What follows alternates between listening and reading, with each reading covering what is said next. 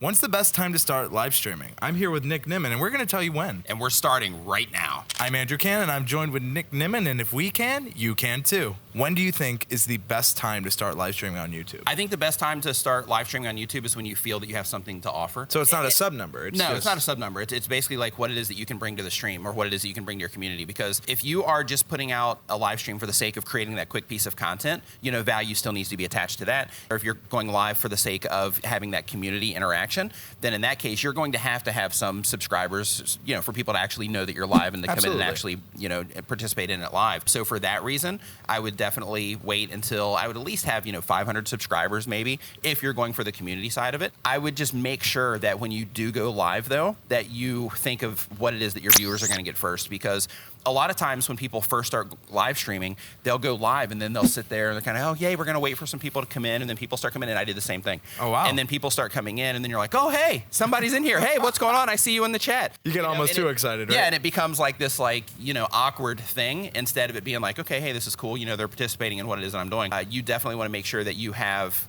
value so that when your live stream starts, you can actually start providing that value as soon as that live stream starts, so that as people are coming in, it's already a show. You're already going. Everything is already happening. And that's also important if you're going to leave your live streams up for replay. True. Because when you're live streaming, that video gets archived on YouTube and you have the option to make that live stream public after your stream is over. So the cool thing about that is if you are making your live streams like a video and you're considering the value that you're bringing to the people that are watching that live stream, then when you publish that video, you're going to add more replay value, which basically means that the people that are watching that live stream back on the replay, they're going to get something out of it, almost like they were watching it live. So, Nick, what do you do when unexpected things happen during a live stream?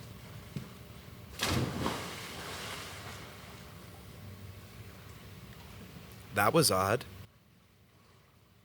Let me back up a little bit. If you're live streaming for the sake of community involvement and connecting with the people that are watching your videos, then in that case, you want to make sure that you have some people to connect with, right? So it doesn't need to be a lot of people, but I would wait in that situation until you have at least like 500, maybe 1,000 subscribers, just so that when you open it up, that your chances of people coming into the live stream are going to be a little bit bigger.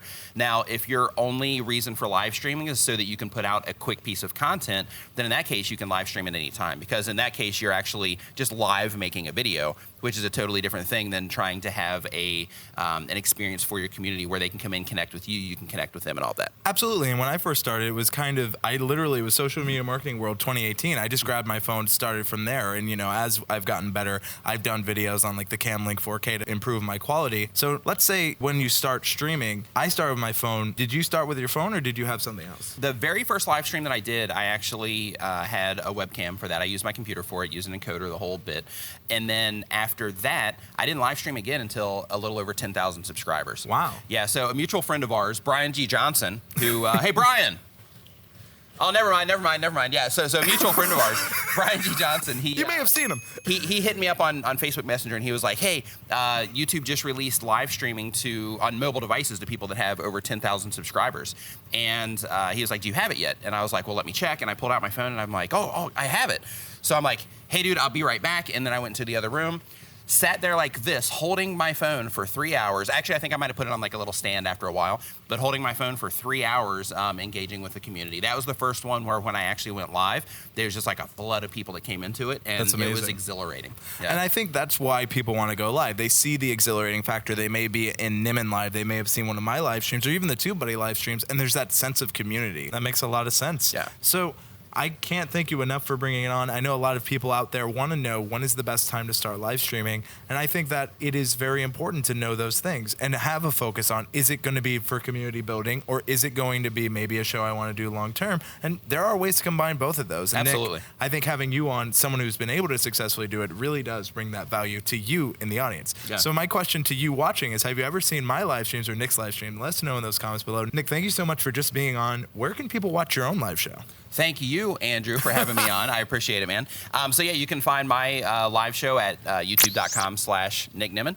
We're live almost every Saturday at 9 a.m. Eastern, and we'll help you learn how to grow your YouTube channel, make videos, and all types of other YouTube-related stuff. I'm Andrew Cannon, and if I can, you can too. Nimmin and I out. Brian, You were supposed to wait. Shut up. That's what happens when it happens in a live stream, and then you just like ran and jumped in. You were supposed to wait for the actual cut. you're then you go. joking me right now. Oh. You guys are gonna have that was it. You guys have fun. I like it in here. You know how hot it is in here?